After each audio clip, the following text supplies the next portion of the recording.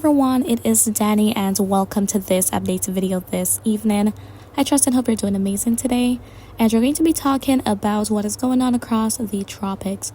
So we are 70 days out from the official start of the 2025 Atlantic hurricane season, and this is yet another countdown video to the hurricane season's start. Now, of course, there isn't anything major going on right now, as you can rightfully see on this infrared satellite imagery. So there is a bit of action in some places coming off the coast of Africa. We can see some convective activity, same thing for parts of northern South America. As for the Caribbean region itself, though, we've got some patches of clouds moving by with some rain and just bringing maybe just some overcast skies with it. But overall, there isn't anything significant within the region at this time. Now, as it pertains to the rainfall activity, a whole lot of rain is not expected across the Caribbean islands as we're going to be heading through the next day. So across sections of Cuba, especially in the east, a few spots in Jamaica, Hispaniola, Puerto Rico, the Virgin Islands, pretty much through most of the Lesser Antilles as well. Even near the ABC Islands, there could be a few passing showers, nothing crazy. Likewise, as we head towards the Central American territories, parts of Mexico, Belize, Honduras, Nicaragua, Costa Rica, Panama. Although down there we see a little bit more color, which indicates that, hey, we could have some more instances of those heavy downpours. Parts of northern South America may also be active with some downpours, including Colombia, maybe an isolated spot or two within Venezuela, as well as the Guyanas. Up to the Bahamas and Turks and Caicos, much not expected. Likewise for much of the Florida Peninsula, as we can see.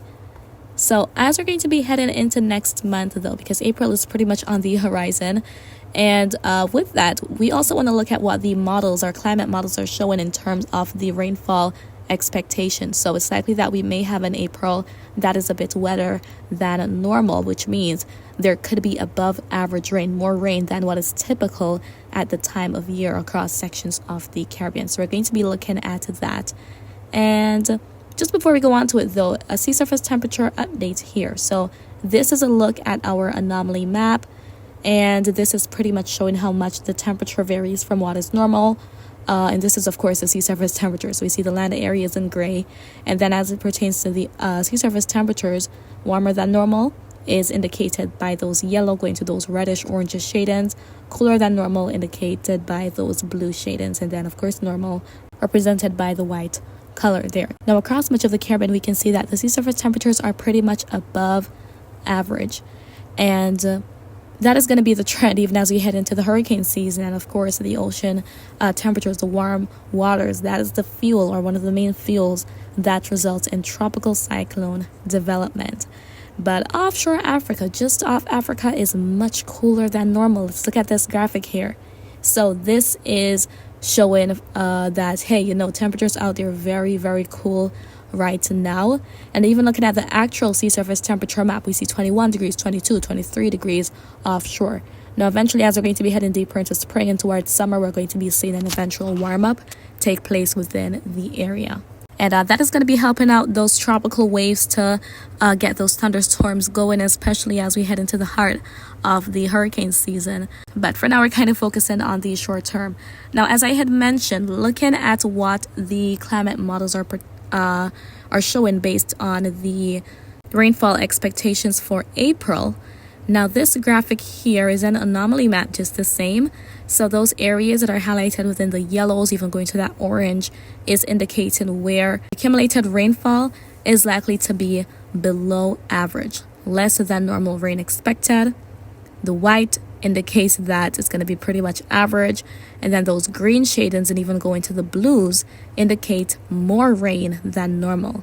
So for the month of April, this is what our climate forecast system is expecting. So we can see most Caribbean islands expected to experience above average rain. So that is the forecast for April. Another model, the CANSIPS model, also anticipating a same scenario here. Most of the islands expected to experience a bit more rain than normal.